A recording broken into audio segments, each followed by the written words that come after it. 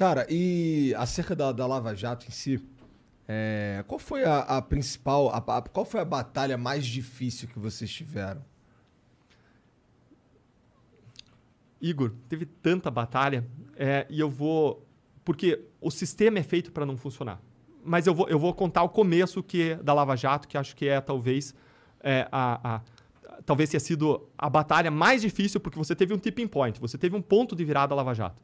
E eu vou contar como que a gente chegou nesse ponto de virada e a partir daí a Lava Jato deslanchou. E depois, claro, que voltou a ter os seus processos mais recentemente, tá? Mas para contextualizar, como que o Deltan foi parar na Lava Jato? Eu saí de uma faculdade, estudei para concurso pensando em transformação social e ter os instrumentos mais apropriados para servir a sociedade e ingressei no Ministério Público com o sonho de um país melhor, como a maior parte dos estudantes que saem de direito, e queria ter os instrumentos apropriados para produzir essa transformação e estar no lugar em que eu pudesse contribuir para essa realidade, para esse país melhor, e o caminho que eu encontrei foi o Ministério Público. Por que Ministério Público? Porque eu li a lei do Ministério Público e ela fala de cuidado de idosos, crianças e adolescentes, fala de cuidado do meio ambiente, fala de cuidado do consumidor, dos direitos das pessoas, idosos, pessoas com deficiência, por aí vai. Ou seja, é uma instituição de serviço à sociedade e amor ao próximo. E eu entrei lá, depois eu ouvi muito minha mãe me ensinar que aquilo que a gente planta, a gente colhe. Eu vim de uma região agrícola do país, eu vim de Pato Branco, já ouviram falar da grande Pato Branco? White Duck City, lembram da Bozena? Falava daí. Não, amarelo, hein? E várias pessoas ouvem falar de Pato Branco porque... depois, obrigado. Ouvem falar de Pato Branco porque tem várias cidades na região metropolitana da grande Pato Branco. Você tem Francisco Beltrão, tem Cascavel, Maringá, Londrina, Curitiba, São Paulo, Rio de Janeiro, né? A área de influência da grande Pato Branco. E até reclamo, às vezes, das sombras dos prédios da grande Pato Branco. E não por acaso eu vim de Pato Branco, né? Então, eu saí de Pato Branco e cresci com a cultura agrícola, né? De você plantar e você colher. E eu vi vários casos acabarem em impunidade e eu falava, não, os meus casos vai ser diferente. Porque eu vou trabalhar duro, eu vou fazer tudo que está ao meu alcance, eu vou conseguir resultado diferente. E entrei com esse espírito de luta, de tentar fazer a diferença. Um ano depois, eu tive o meu primeiro grande caso de corrupção. Era um caso de gafanhotos. Esses gafanhotos não comiam as folhas das plantações lá de Pato Branco, mas comiam, sim, a folha de pagamentos da Assembleia Legislativa do Estado do Paraná. Eram funcionários fantasmas. Pior que rachadinha. Na rachadinha, o funcionário devolve um pedaço do dinheiro, né? No funcionário fantasma, o funcionário não existe, ele não sabe que ele está lá. É alguém da periferia que ganhou uma dentadura, preencheu o formulário, o cara usa os documentos do cara, coloca ele para trabalhar na Assembleia, ele nem sabe que ele está lá. No final do mês, vai um dos funcionários do gabinete, saca todo o dinheiro. Eu tive uma ideia durante a investigação, eu mandei um ofício para a Assembleia e queria saber todas as pessoas que recebiam salário na mesma conta. Que mais uma pessoa recebia o salário na mesma conta. E olhem o que eles faziam. Tinha casos de 12 pessoas que recebiam o salário na mesma conta. Com sobrenomes diferentes. De pau, muita cara de pau. Eles nem tentam esconder. Cara, é muita cara de pau. E aí você via o extrato do saque, ia lá uma pessoa e sacava de uma conta, de outra conta, tudo um em seguida do outro. Caralho. Cara, é muito absurdo, cara. É muito escancarado. É porque nunca ninguém investigava. Cara, eles confiavam na impunidade, né? E aí, eu consegui isso, a investigação foi avançando, aí bateu em pessoa com foro privilegiado e começou a palhaçada. Aí um cara se tornava prefeito e ia pro tribunal. Aí o cara virava deputado federal e ia pro Supremo. Aí o cara virava governador e descia pro STJ. E você não consegue seguir uma investigação, porque cada hora a investigação tá pulando de galho em galho e não dá nem tempo pro procurador, pro policial conhecer a investigação, pro juiz conhecer a investigação, daqui a pouco já tá pulando pro outro galho. E o que aconteceu com esses casos? Mais de 10, 15 anos depois, adivinhe quantas pessoas punidas? Nenhuma pessoa punida. Aí você vai dizer, não, mas o dinheiro foi recuperado. Gente, não foi um centavo recuperado esse dinheiro. Um centavo. Um ano depois, eu passei a atuar num outro grande caso, que foi o caso Banestado. Esse caso foi um precursor da Lava Jato, foi o caso em que a gente desenvolveu uma redoma, em que a gente cresceu a cultura ali das colaborações premiadas. A gente fez coisa aí de 17, a coisa de colaboração premiada. Quem que teve essa ideia de colaboração premiada? Por que vocês estavam quente nessa ideia? Então, era um pessoal jovem que estava lá no caso do Banestado. Era eu, o Carlos Fernando, o Vladimir Aras, o Orlando Martello, o Januário Paludo. Pessoas inspiradas pelo direito americano e que queriam fazer a diferença e queriam fazer a coisa dar certo. E o que a gente percebeu? A gente percebeu que tinha uma lei que tinha criado a possibilidade de uma colaboração e no exemplo norte-americano, isso eram contratos clausulados, a colaboração. Isso para proteger mais a sociedade, o Estado em relação à colaboração. E o que a gente percebeu? Que aquilo nos abria a possibilidade de a gente expandir exponencialmente as nossas investigações. Porque você pegava um doleiro, fazia um cerco probatório conseguia... O cara estava fazendo operações milionárias. Você tinha razões para prender ele. Razões de interesse público, razões legais para prender ele. Você prendia o cara. O cara... E você abria a possibilidade, e os advogados abriam a possibilidade para ele, dele colaborar com a justiça, entregar outros 10 doleiros e receber uma redução da pena. E aí ele vinha e colaborava. Aí você pegava aqueles 10. Aí um deles queria colaborar. E você pegava outros 10. E, gente, a gente expandiu aquele caso. A gente até acusou mais de 680 pessoas. Caralho! Foi um dos poucos casos que foi uma ilha de justiça no mar de impunidade brasileira. Por quê? Porque a gente desenvolveu, a gente fez o primeiro acordo escrito e clausulado da história do país, Sério? no caso do Banestado. Sério. Quem que passou essa lei? A lei tinha passado antes, lá na década de 90, tinha passado algumas leis dizendo assim... Década de 90, entendi. É possível fazer, mas ninguém tinha feito um acordo escrito e clausulado. Então, a Aham. gente inovou. Não só inovou aí, mas inovou nas cooperações internacionais. A gente pediu a colaboração de outros países. A gente fez 180 pedidos de cooperação internacional. Nunca tinha sido feito nada parecido E também. é por isso que vocês são ligados, agentes da CIA. Cara, aí, cara. Descobriu a gente agora. Nos pegou agora. Tem gente que fala isso pra caralho, imagina. Cara, tem gente que fala, cara, mas essa é daquelas asneiras, aquelas Mas é por causa bobeiras que disso, não dá dessas lá. colaborações internacionais? Exato, mas por que existe a cooperação internacional? Porque o cara que paga ou recebe propina, ele usa lavadores de dinheiro profissionais que movimentam o dinheiro no exterior, movimentam o dinheiro fora do país. Então você pega lá a conta do Eduardo Cunha, estava em nome de uma empresa offshore, que é uma empresa que você compra pela internet, do Panamá, do Uruguai. Ele era o procurador dessa empresa, ele era o que a gente chama de proprietário beneficiário, ele era o real controlador, quem fazia a movimentação financeira, mas a conta estava lá na Suíça, aberta em nome de uma empresa offshore, e ele era o controlador, ele ou alguém da família dele. E para eu ter prova da corrupção, do pagamento da propina, eu preciso conseguir a documentação dessa conta. Preciso os documentos de abertura para mostrar que é dele, e preciso os documentos do dinheiro entrando e de onde que veio. Que veio de uma Odebrecht, veio de uma Andrade Gutierrez, veio de alguém pagando propina. Alguém que não poderia estar fazendo aquele pagamento.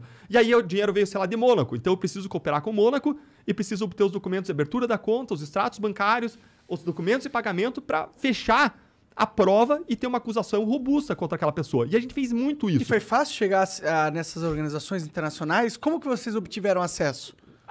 O que a gente fez? A gente fez algo, de novo, inovador. Veja que, no caso do Banestado, foram 180 e poucos. Na Lava Jato, a gente fez mais de 700 pedidos de cooperação internacional, em relação a mais de 60 países. Porque eles construíram uma teia. Veja que só uma empresa, a Odebrecht, ela corrompeu pessoas em 12 países diferentes. 12 países.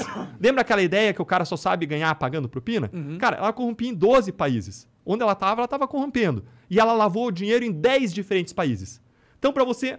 10 outros diferentes desses 12, tá? Nossa, então, esse esquema difícil de pegar. Cara, pra você Os caras montar esse são inteligentes, quebra-cabeça... Tem que dar cara, isso pros caras, né? altamente complexo, cara, internacional. E para você montar esse quebra-cabeça, você precisa, então, da cooperação de 22 países. 22 países. E o que a gente fez? A gente estabeleceu relação próxima com os países.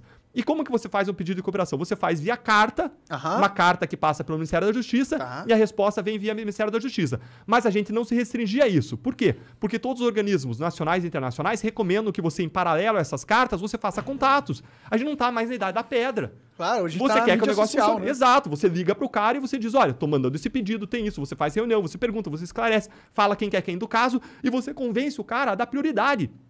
E a gente foi pra Suíça várias vezes, a gente convenceu eles a montar um time para nos atender.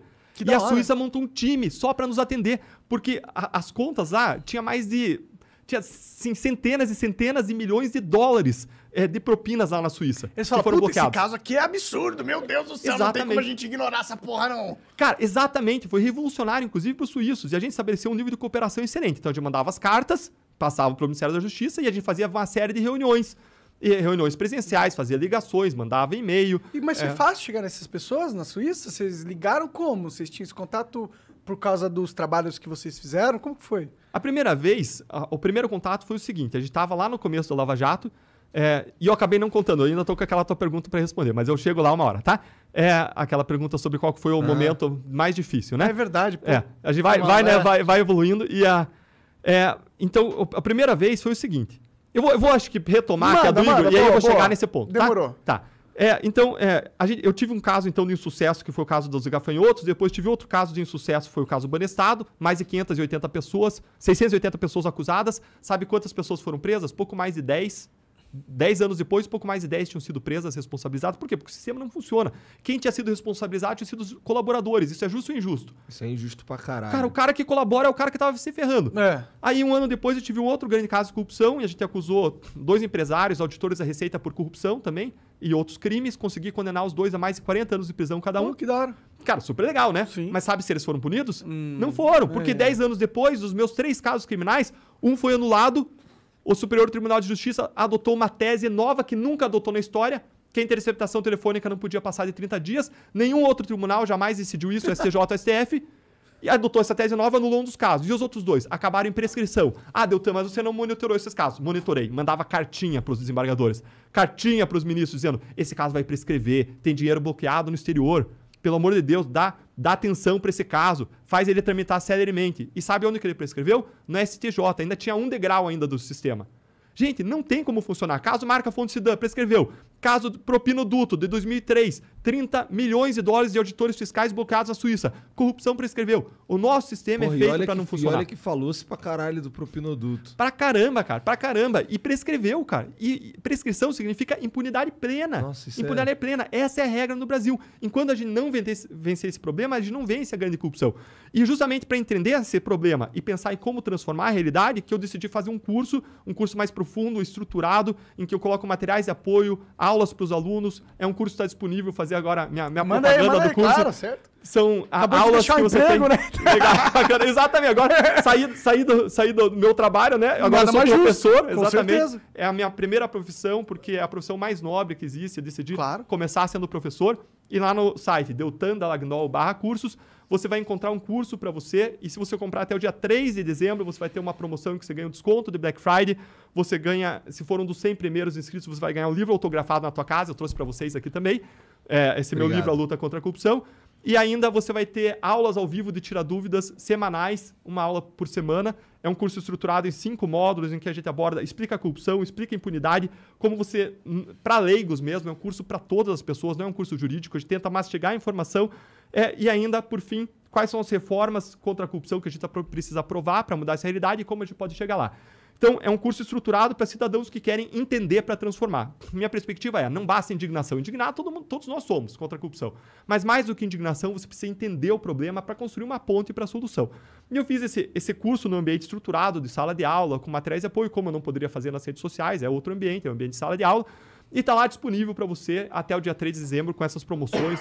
Um pacote bem legal. Vai lá, conhece, se interessar. A gente vai estar junto nesse curso também. Se não, eu sempre tive e sempre vou ter materiais gratuitos nas redes sociais de qualidade para você se envolver na luta contra a corrupção. Se for lá no meu YouTube, tem 10 modos de se envolver na luta contra a corrupção.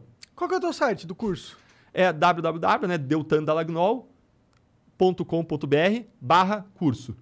Porra, Boa. Posso dar uma sugestãozinha? Claro, bora lá. Cria um URL da hora aí. Porque Deltan Dallagnol é meio difícil de escrever, tá ligado? Fiquei impressionado com o Igor aqui. O Igor estudou bem, falou primeiro, vocês falaram meu nome certo, que já é difícil. Depois o sobrenome certo. Rapaz, Igor. Soletrei ainda. Olha só. Pô, mas é um curso aí do cara que deixou um emprego estável do Estado, que eu acho que é o melhor emprego que alguém pode sonhar em ter, a não ser que você seja, sei lá, o Neymar. Infelizmente, né? Infelizmente. Gostaria que a iniciativa privada pudesse oferecer coisas melhores. Exato. Mas, pô, é um cara que abdicou aí Bom, e tá falando sobre corrupção, o cara provou que não... Ele estaria muito mais apto a ser corrupto dentro do governo, né? Então ele saiu lá... Pois é, te eleger é um problema, cara. Tu sabe exatamente como ser corrupto. Caralho, cara, e esse é o ponto...